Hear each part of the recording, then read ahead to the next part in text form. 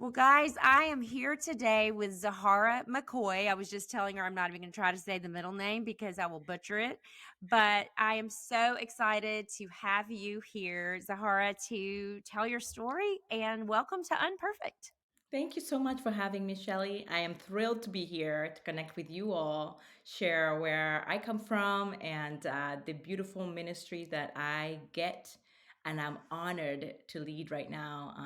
It's just a wonderful opportunity to be here. So thanks for having me. Awesome. I'm excited. Listen, tell my listeners a little bit about who you are, where you're from, what you do, your family, whatever you want to share, just so we get to know you a little bit better. Absolutely. So, my name is Zahara Seruyombya-McCoy, and I'm a mom of three, actually. So, I always love to lead with that. It just gives you a little bit of insight into my current life. But I was born in Right. Uganda, East Africa, and grew up there through my entire childhood, actually, up until the age of 12 when I moved to California. Life in Uganda was very basic, very what I'll call village lifestyle. You just run around from one mango tree to another, and I had also two older brothers, so I was trying to keep up a lot with them. However, as most people know, around the 19 I want to say 1900s, towards the further later 2000, there was the AIDS pandemic that was sweeping sub-Saharan Africa, and life became very difficult. It was already very people lived a very simplistic life, right? There was not much abundance, Right. but with the AIDS pandemic, it just really, I would say, it just devastated communities all over Africa, and most certainly within Uganda. So for me, it was first my father who passed away at 7 when I was 7 years old. Then my mother became the breadwinner. So we got to see her just really strap herself down to figure out how am I going to manage three children. And from a child's point of view, I thought she was very strong, very confident. I looked up to her. She was my everything, right? From a Mm, child point of view. And around age 8, then she was also diagnosed with HIV. mm, That just absolutely rocked our world. It was very devastating, not only to know that she was now carrying this, what we call the death sentence at the time, but the even the future, like it became very unclear, very uncertain. There was a fear around our house on what's going to happen to us. And very quickly, my siblings were moved on to live with their uncles. And at that time, I didn't really mm, understand why they were permitted to move on and live with their uncles. But me being the only girl, she kept me very close to her. And mm, at that time, I just felt special. But long and behold, I didn't realize that I would become her primary caregiver, mm. caretaker, leading into her final days. That was probably the biggest defining moment in my life. I had to grow up very fast and take on responsibilities in a child's body, watch my mother deteriorate from the most beautiful woman I knew to absolute bones. I would even take her to the bathroom. It just didn't feel fair to me at that time Right. that the roles were reversed now. Um, so yeah, she passed on in 2000. I moved in with my aunt. I became the what most people, term as the typical housemaid or house girl. I'll take care of her Mhm. children. My schooling ended right there and then. There was no more education was no longer a priority. It was more survival for me now. Mm, Um, and I started hearing whispers of me getting married off as soon as I turned 13. mm. That was, again, I thought I was experiencing pain and suffering when my mother was sick because I got to see her deteriorate, and it broke me. It broke me. But life without her, I was invisible. I was a Mm. nobody. No one was advocating for me. No one worried about whether I ate. I had a warm bed to sleep in. I was sharing my clothes with my cousins because the moment we buried my mother, I moved into their home, and I had nothing on me. So I remember her sharing her underwear with me, and it was like I was at the mercy of other people's hearts, And those people also did not really have much either. So it Right. was 6 members living in a small, tiny room separated off from a curtain. The adults will live on the other side and the children will live on one side. And that's when I recall myself just having the most raw prayers, but there were more Mm, conversations with God. And it was me asking him, what's next, God? What do you have planned for my life? Is this it for me? Am I just gonna be the house girl? And then after I turned 13, am I gonna be married off? Like it was right. there was no censorship in my requests and asks of him. Is this what you want my life to be now? And let me just be clear, like kids being married off at a very young age in our culture is very normal, like very typical. So to me asking God, that was like, is this the pathway for me that you've Right. designed for me? It didn't feel quite right, even though I was surrounded by it, if that makes any sense. Mm, I had friends yeah. that were already getting married off. I had seen friends who already had babies strapped on their backs. So this was like norm. This was not like, oh, some obscure idea out there that could happen to me. It was already happening to people I knew and loved. Um, so my fear was just I knew that education was huge, and I just kept asking God, please get me back in school. Please find a way so I can go back to school, because I knew that education was a safety net. And that if you are educated and if you go to school, it buys you time. It gives you a lifeline that they find value in you. Like my community or my culture, people start to put Mm, value to you based on the education you have.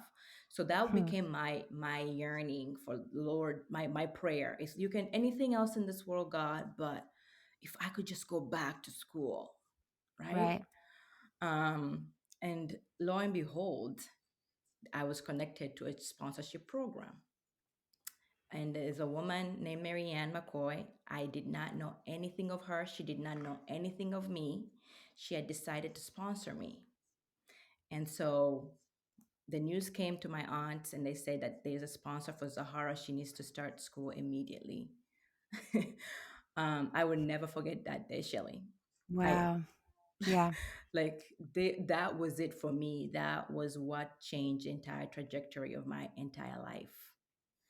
Um, And that, tell about how you even got to that point, because I think most of us just we kind of take for granted these sponsorship things, and we don't realize what's happening on the other side of the world when a mhm. child is sponsored. And you have a pretty wild story about how you ended up on that list. Yes, absolutely. So when my mother was sick, it was like those conversations were already had. Mom, what's going to happen to us? And I Right. just so happened to be passing a small little government school in my village where they were enlisting kids who are orphans at the time. And I asked, and they said, "Oh yeah, they are enlisting children who don't have parents to keep them in school. There's some support coming in from outside." And I remember thinking, "Oh, but my mom is still kind of alive." So I went back and had this conversation with her. I said, "Mom, there's people writing names of children who need sponsorship to stay in school, but you have to be an orphan, is the criteria, is the requirement." And I said to her, "Am I going to be an orphan?" Wow. Yeah, I get very teary eyed when I talk about that because I remember her face. She didn't At that time, she was not verbal or vocal because she was so weak. But I remember the exchange like it was yesterday because she looked right dead in my eyes and Mm, teardrops came running down.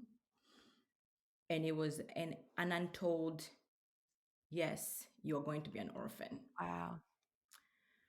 And I remember just like I was so upset with her. I just I couldn't believe she was admitting that to me.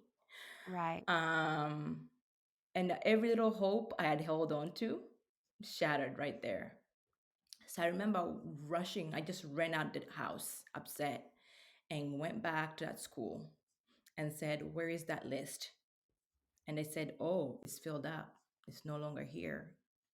And I said, where did they come from? Where did these people come from? So through word of mouth, they directed me to where the offices of these people were. It was 16 miles. Mm. I walked. You can use public transportation, but I had no money, and I just basically tried to find my way there. I got my way there, and it was evening time, so it was getting dark. And I ran into the woman at the time who was in charge of this, what they call small-based organization or community organization. And I told her my story. I said, "I know you came to the school, and at the time I didn't put my name down because of my mother is still at home, but she's dying is the words I used. She's dying. I'm Wow. going to be an orphan." The woman kind of looked at me and she said, but the list is full, Zahara. And I said, just come with me. I'll show you where my mom is. Wow. Hmm. And she came to my home with me. She met my mother. They had some kind of exchange. Again, my mom was very weak, and the lady said, "Okay, I've talked to your mom, and we'll Mm. get back to you." So my mom died like 6 months later. After that, Wow. I didn't hear a word from these people. I had settled into my new orphan girl life that was absolutely devastating. No reassurance, no hope, no future. Anything I had a resemblance of safety, stability was out the window. Mm. Um, so that knock on the door with someone coming in and saying, "You now have a sponsor," it Wow. was a miracle. It Right. was God's answer to all my prayers that I cried, wept in the nighttime. Every time I would lay down, that's all I would say: God, put me back in school. He, on the other side, was working on someone else's heart who didn't know anything about me. But God knew this woman already. God knew that I needed her. And He Mm-hmm. made that connection, that link, that bridge. So my sponsor became my lifeline. I went back to school. I became educated. The community came around me. They started protecting me. They would have these Wow. discussions with my aunt about you cannot negotiate dowry for her marriage because she's now in school. Wow. This is sponsorship. People hear sponsorships, they don't understand that there Mm-mm. is a true life. I'm a living, breathing example. My Right. whole life here is exactly because of someone, one person saying, "Yes, I'm going to invest in this little girl. I don't know anything about her, but I know that she matters and that God loves her and that He's using me to share and show that love to her." So Mm-hmm. I started working so hard in school. I mean, I had a purpose now, a renewed sense of, identity. Someone out there loves me, cares about me. And she didn't say that. She didn't even have to say that. But Right. her actions showed me more than any words could ever tell me, right? And I'll write these very elaborative letters about, "I'm gonna make you proud," you know? Mhm. Um, Yeah. so, long story short, she came to Africa, was really searching to see where that money goes. She did meet me for the Mm. first time. She hugged me. I connected with her. It was like God said, "Zahara, I'm giving you another mom. I'm giving you protection. I'm giving you Mm. love." It was, oh God, I can't even put it into words. I was rebirthed. Right. So that connection then moved into adoption, from sponsorship to adoption. Mm. And adoption it was not just about changing my last name. So the McCoy is my mom. That's why I kept, even after I'm married, I have a hyphenated name, because Right. McCoy is wow, it's God's testimony to, you matter, Zahara. I got you from Yes. the depth of the darkness, and gave you a new life. And yeah, adoption came in. It's not only about my name, but it was really truly Him telling me and showing me, and myself understanding God, like truly who He is. Now, not from a girl who was searching for rescue at the time. Remember when I was 10 Right. crying out to him? But now I'm visualizing and I'm seeing him move in my life, truly Right. move in my life. Because at that time, you don't hear many stories of young girls being adopted. I could not, Right. Shelly, point to the map and tell you this is where America is, Wow. Yeah. right? So to for someone to say now you're gonna come from this God forbidden place I was in Right. to you're gonna be looked after, cared for, and I mean I talk about this, I don't want to overdraw it out, but it was like getting on the plane for the first time. And I'm coming from a village, so just even street lights are non-existent there. Right. People talking about breakfast, lunch, dinner. No, we choose one meal we eat a day, and that's if we are Right. lucky. Some days you skip meals. You don't have it. It's common. It's not an emergency. This is normal life.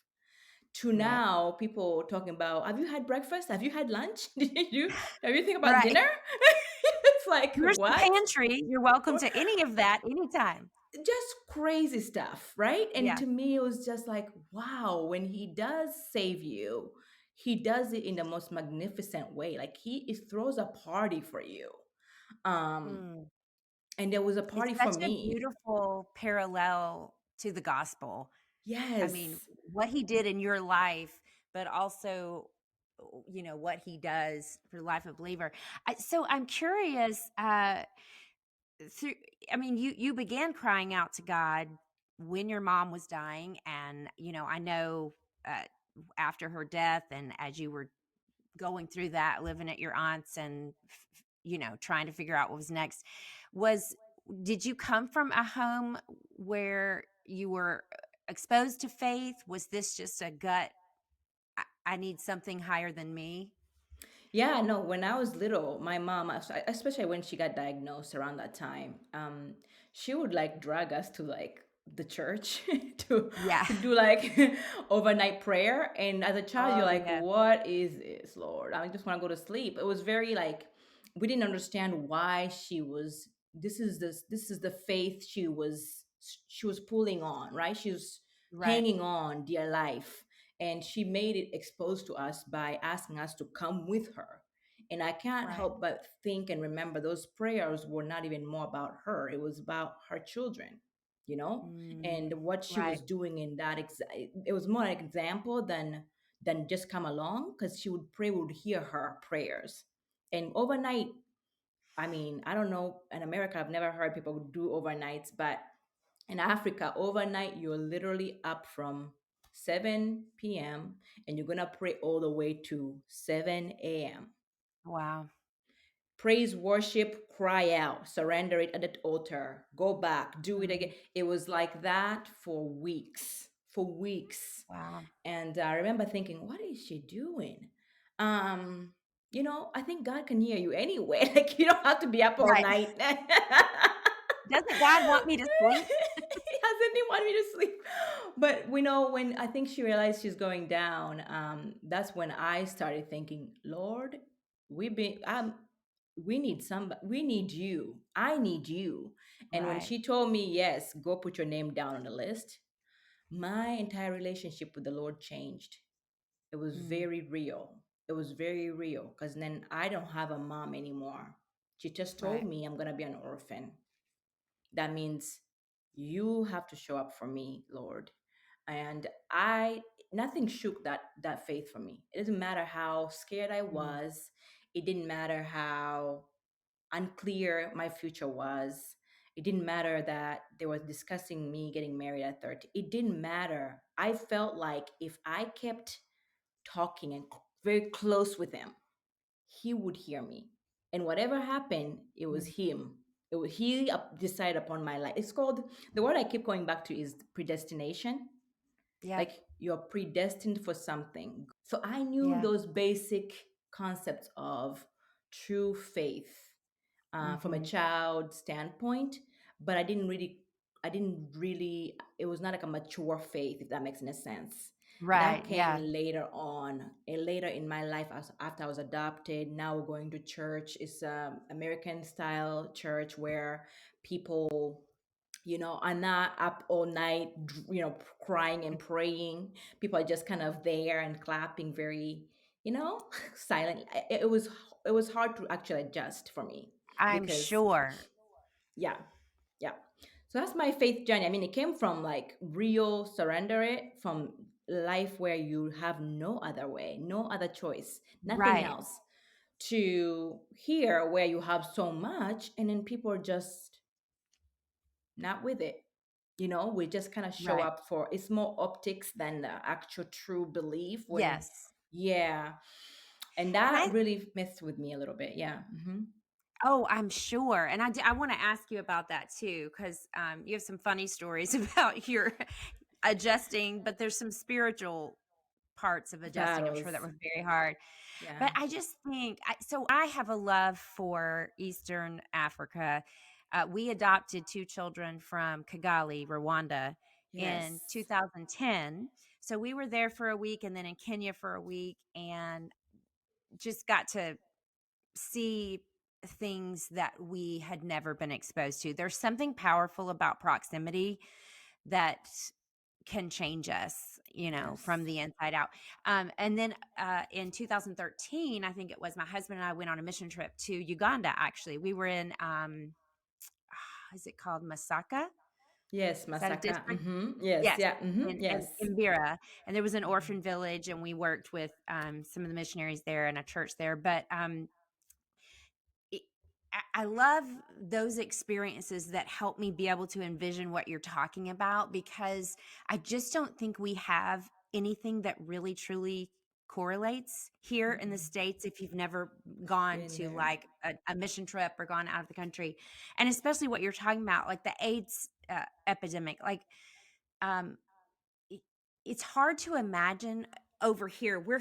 I remember hearing about it when I was little, but not understanding the devastation to not just people that were dying, to their children, to entire the fabric of the whole community. Mm-hmm. Just it's hard for me to understand. And as I'm listening to your story and thinking, what was I doing when I was 8 and 10?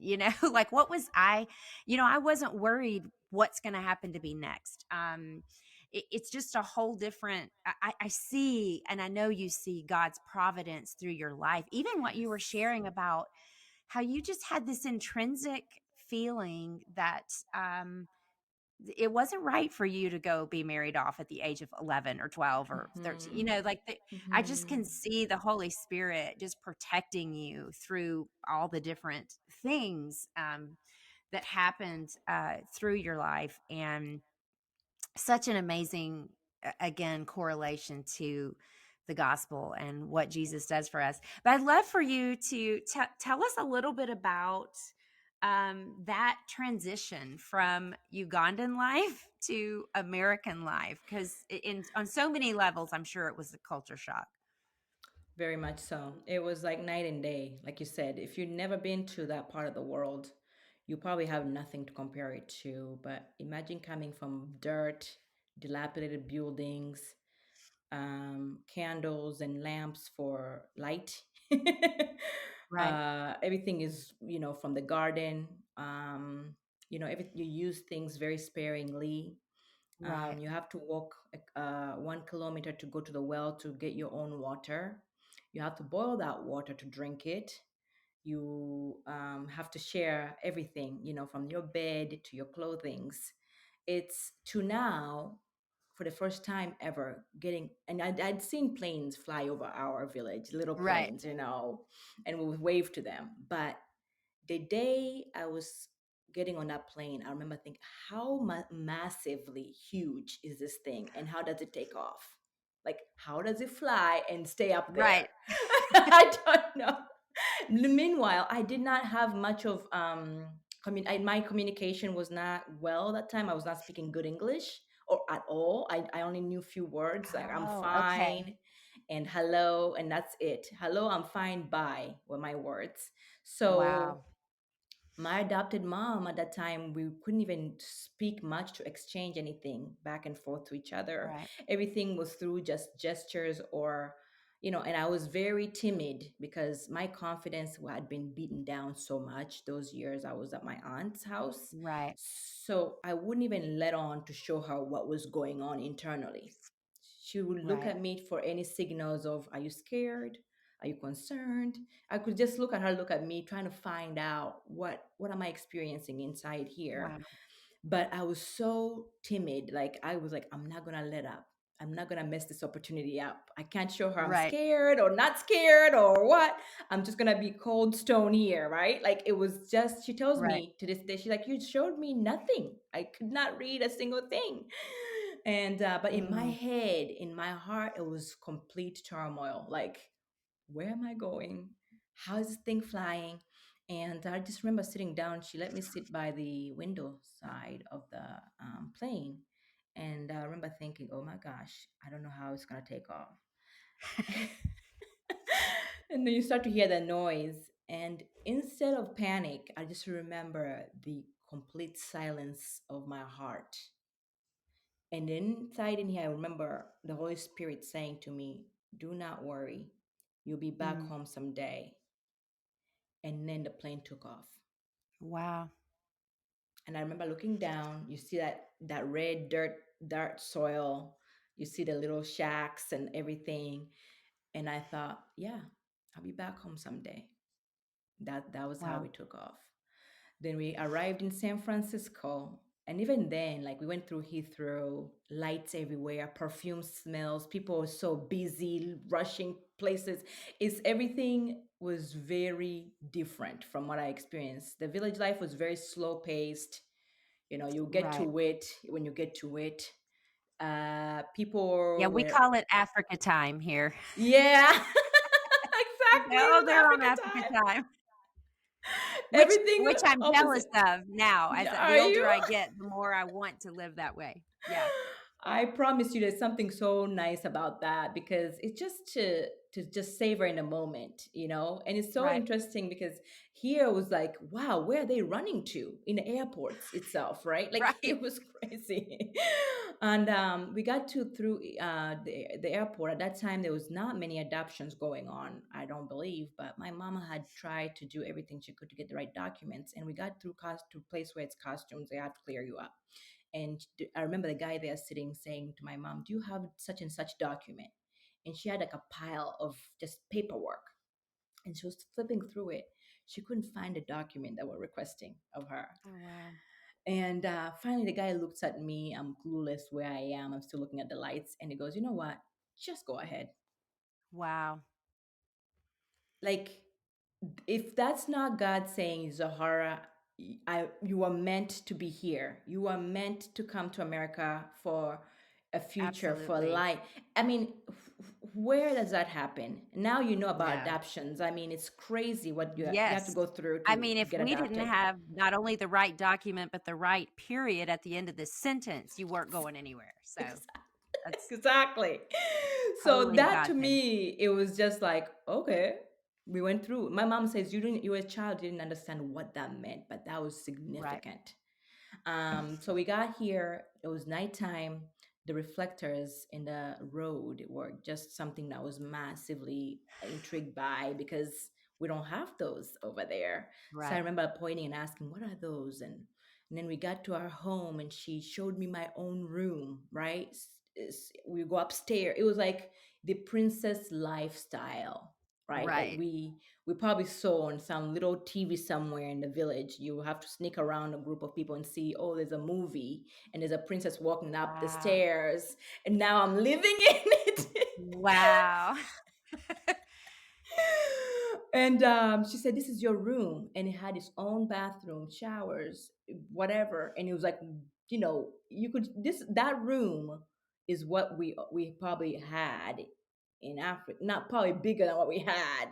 And I was Right. like, it was so lonely, to be honest. I remember walking and be like, oh wow. So the first few weeks, I asked my mom to sleep with me in my bed because I just couldn't Right. do it. Um, and so month later, she takes me to. She was gonna go get her hair done, so she asked if I go with her. We go, and her hairdresser asked, "You've been here for about a month, Zahara. What is your favorite part about America?" And I told her, "I love having my own shower, like in my own room."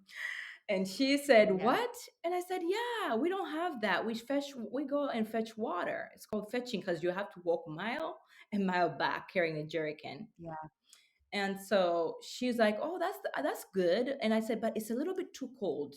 And then she said, "What do you mean it's too cold?" She said, "When I turn it on, it's freezing, but I love it still." And she looked at my mother. She said, "You have not shown her how to turn the knob on the shower." Oh my goodness, Sahara. So we went home and she took me upstairs and showed me how to turn it on.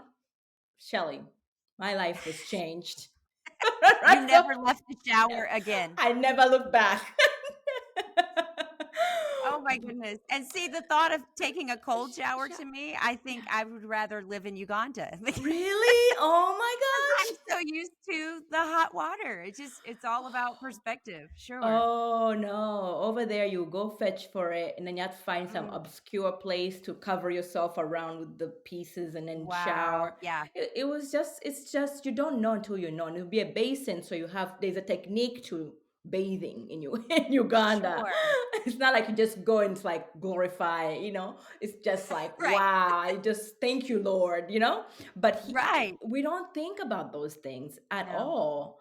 And it's things that I know that are so, if we knew what we have here, if we only even had a clue, Hmm. um, we would not, number one, take it for granted, but two, we would be so thankful to the Almighty Right. that we get to experience such a loving, comforting, safe environment. And it's a given. It's not even we don't even question why. We just live in it. We Right. are like the way God loves us, He just makes it so it's just so easy. The birds fly, and it's just so easy that you wake up Right. every day, and it's just so here. That's the lifestyle we grow up. I've now realized the American culture. People who come from very safe backgrounds and loving homes, they don't question why.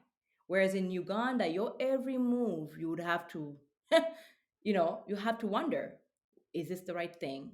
Is this where I'm gonna go next? And if I go that way, Right. there's so much thought through the day, and this is as a child, not as an adult, Right. that you'll never have an opportunity to really experience true childhood at all. Kids in Right. Uganda, I always say kids in Uganda are like the way life has made it is that they're adults in small children bodies. They truly Right. are. And even when you interact with them, the way they talk to you, the way they say things, what they worry about are things that no child should ever carry. Never. Right. But you come here and children are, children, they get to go to school. They don't have to worry about books or, where their underwear is going to come from. And even if they do, even foster systems here, you have what I call a fallback. Is it faulty? Right. Yes, it's faulty, but it's there. There's a system that's in there Right. to help if it's utilized right, right? And but in Uganda, 2.9 million children are orphans, and they have zero backup. They are left to fend for themselves. And of those 2.9, 8 million of the children live under poverty. And when I say under poverty, abandoned, no food, you are exploited, you have nobody Right. advocating for you. And it's those things that truly break God's heart. And I know that because, man, I was there. I was there. And it shapes you. It really does. Right. And as you were describing just the things that I mean, the children there are in survival mode. I mean, it's like you're living in trauma all the time. Time. And for so when you were talking about the things that we take for granted, and I feel, I'm not sure I'm gonna get in the shower anymore without going, thank you for hot water, but I Yes, know not only does God want us, it's not, and you're not sharing your story here today for us to all feel guilty that we had a no, different upbringing. I mean, God has somehow ordained for us to be born in these different continents with different experiences, exactly. but I do think it's, out of that, if we can glean gratefulness, we can glean generosity, because I think Yes, as long as I'm feeling like, my life isn't fair, that, with whatever, I'm not thinking about how can I bless and serve someone else, not correct. just out of my excess, but out of, sacrificially. But when Loving. I'm living truly a grateful life, I think the generosity is gonna be an extension of that. Does that make sense? Yes, it overflows. It overflows. And that's exactly what I mean. We're not to live in guilt because of how blessed we are. But if we feel like where we are, if you don't appreciate, there's the anchoring yourself in your identity. And that Yeah. identity is already designed by God, right? No one ever chooses where they're born. No one. Right. We're all born distinctively where we are. And that's why I love Uganda to death to this day. I don't Mhm. look down. I don't feel like I was less than just because I was born there. No. I just think it's his design that he just so chooses where we're all born. And in doing that, though, there is a purpose behind that, right? There's a Right. purpose to each person, to each story, to each life. And what are we doing with our lives to find what that true purpose is? So if you are not grounded in your true identity, then you're Mm. limited to what you can do, or how you can extend your life or yourself to anybody else. So when you say grateful, and I mean, there's so many verses in the Bible about just being grateful, Right. right? Why is that? It's because that's where your true identity is in being grateful for what's been already bestowed upon us. That's right. And even Right. those children in Uganda, they may not have the things they need, but they're still been bestowed up. Their spirit, right? Their heart, Right. their their tenacity, and that's unique to them. And then here we also have that. I mean, I see people loving our neighbors here. I see people. So there's so much that can be done. Like it's not to say one world over the other. It's just how do we Sure. bridge the gaps, right? Right. And there's so much to learn from Africa. There's so much Africa can learn from us. And that's why I always tell people I'm the bridge between the two worlds because I've seen the Mm. best of both. And I'm Oh, literally that's a shaped by it. beautiful, Mm-hmm. yeah, that's a beautiful thought. I love that. And in a second, I'm going to get you to tell us a little bit more specifically about Children of Grace. Yes. But something that really stands out to me in your story is what you're talking about, this bridge, and how, I mean, you could have come here and been like, whew, I mean, there are a lot of different paths you could have taken, because in America, you really do have, if you have a solid family and education, like you said, you have the world is completely open to you. Mm-hmm. But I know you felt God's calling on your life to go back and to make a difference, and do what you're doing there. I just wonder, if you might could encourage my listeners in this, because a lot of us, whether we have your story or we have a story of, can't a diagnosis, or a divorce, or something really hard that God has brought us through. I'm not saying that means you're supposed to jump right back in and that's your ministry, but I think Paul makes it very clear in First Corinthians that God has offered us comfort so that we can comfort others with the Others. comfort we've received. So Amen. I'm just wondering how you might encourage my listeners who maybe, they're exiting or have exited a season that was really hard, and just what you've learned about how God has used you in the lives of people who had your story. Yeah, absolutely. I found just in my own life experience that God meets us where we are.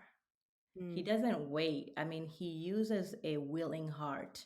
He does not mm, he does not have these qualifiers we have to have, and you know, I figure out my life, or I'm not in a hurting place anymore, Lord. Now use me type things. right. He wants the heart that's ready. Like that's what he's Mm, I'm willing. I'm willing. I may be hurting right now, but I'm willing, Lord. Use me. And that's something I've learned because I don't even believe I'll be here if my mother, who was my sponsor then, was not a willing heart. She herself, in her own story, she could share it later, but she was a retired nurse. She had felt like there was nothing after that. Life, that phase of her life was kind of over. Now she's looking to what's next. Imagine I'm in Uganda saying to God, what's next? As a little girl, mom is wow. dead. What's next for me? And here in California, Marianne McCoy is saying, God, what's next for me?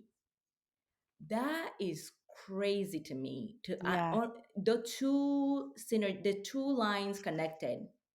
And Mm, so it was both willing hearts for me. And even after she left, she brought me here. Marianne brought me here. It was never pressure of me going back home, but mm, that was an innate feeling that I felt over time, that I was born and brought to the US for a reason, to right.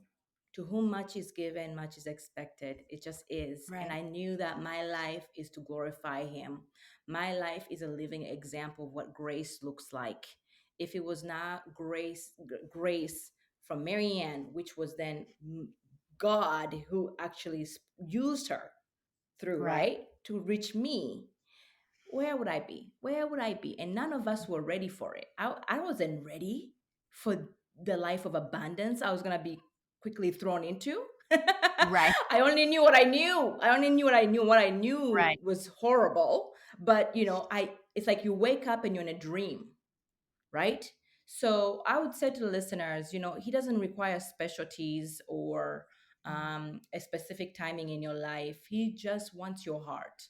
He wants your Mm, heart. And once you turn that over to him, surrender it to him, he will use it how he sees fit. But I promise you, it oftentimes will be to change the life of somebody else. absolutely. Absolutely. And I've seen that in my own life. It's so it's really funny how I think when we're young, we think this is the trajectory my life's going to go on and this is what I'm going to do, and God's up there going, you have no idea, but it's going to be amazing.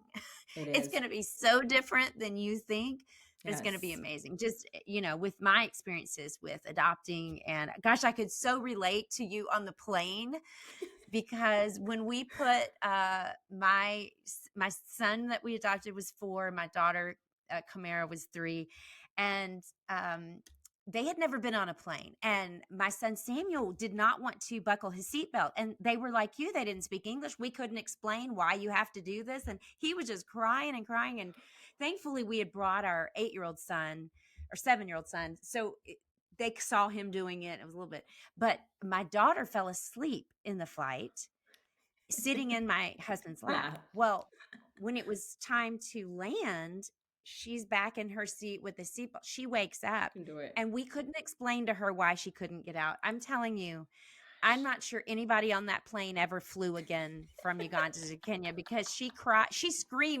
for 30 minutes because she was like, why am I not in my No. daddy's lap? Yes. Um, so much. I can Also. relate to so much, but even just those experiences that have given me a heart for vulnerable people. Yeah. And so I do think God can use anything. And I think I Mm-hmm. love your emphasis on a willing heart, because I think too, we feel like, uh, to, Like, who am I? 8 Yeah. million orphan children, what can I do? Or Yes. I'm over here. I remember when I was little and my mom or parents saying, don't waste that. There's children in Africa starve. And you're like, what am I Mm-hmm. supposed to do? Mail it to them? Like, I don't understand how, but Yes. it just, okay, God. Yeah. Because I got you it. love me, I want to Hmm. love Of the people that them. bear your image. So, Yes. and I love that prayer. What's next for me? Yeah.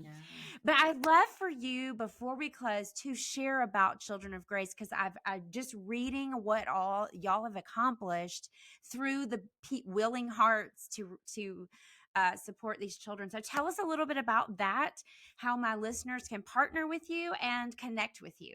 Yeah, absolutely. Tune of Grace, it is a sponsorship program for $50 a month. You're able to rescue children like me from poverty and very extenuating circumstances that they live in.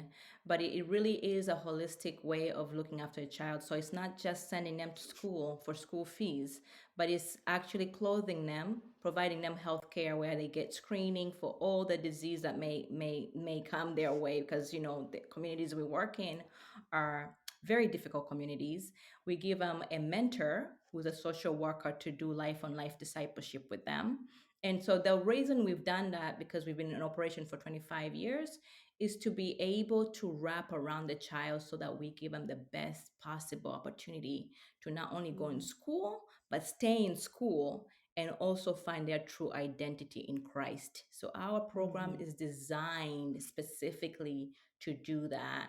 And I would say this. I know most listeners have heard of a child sponsorship program out there before, and they Mhm. wonder if their money makes a difference. I am a spokes representative.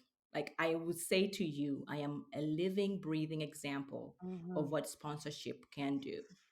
And I urge you just to go and check us out from our website, tuneofgrace.com. Look at the children. I always say start with the younger, kind of going into teens, because they are the most at risk of being married off Right. at a young age, the girls, and for Mm. the boys to go into bad groups. And it may not be as enticing as sponsoring a younger girl or child that you grow Right. with, but they truly need rescuing, because that is a very dangerous tender age that could define their entire future, basically. But also the young children are, I mean, I sponsored my own first sponsored child was 2 years old. Her name is Oh, Mercy, and I've grown with her now. She's in high school, so there's many things you can do, but sponsorship is true. And I know there's been a little bit of fatigue around giving and people wondering, where does it go? Is it, what is this saviorism stuff? No, I'm telling you, when I was drowning, it did not matter the color hand that saved me. right. Oh, that's beautiful. That's beautiful. Hmm. And I love so much of what you all do, but the mentorship, because I know you've said that these orphans do not these children do not have adults in their life Hmm. often that Hmm. are the kinds of role models. So I just think that's a beautiful thing. And again, just the kind of like your mom going over there and going, I want to see if my money's really getting in there, just knowing that this is such a grassroots organization that you all Yes, have, that we you have truly people, care. yeah, and They people on the truly ground care. there that are doing the work, people as well as the sponsorship. So I'm excited to see what God has in store for this ministry, Yes. and I'm just so thankful that you were able to be here with us Oh, thanks so and share much. your story. Yeah, Yeah. thank you so much, Shelly. He really turns all of us. It takes us from our walks of nowhere, nothing, right? Me, I was a nothing. And now I'm actually blessed to be at the front lines of saving other children like me. So Mm, if he does that for me, like I promise you, he can do that's it for right. anybody. Yeah. So thanks for having me, Shelly. This has That's been right. such a wonderful time connecting. I love to get to know you a little more, and your story sounds incredible with your beautiful children. And it's just been a blessing, really has. Thank you so much.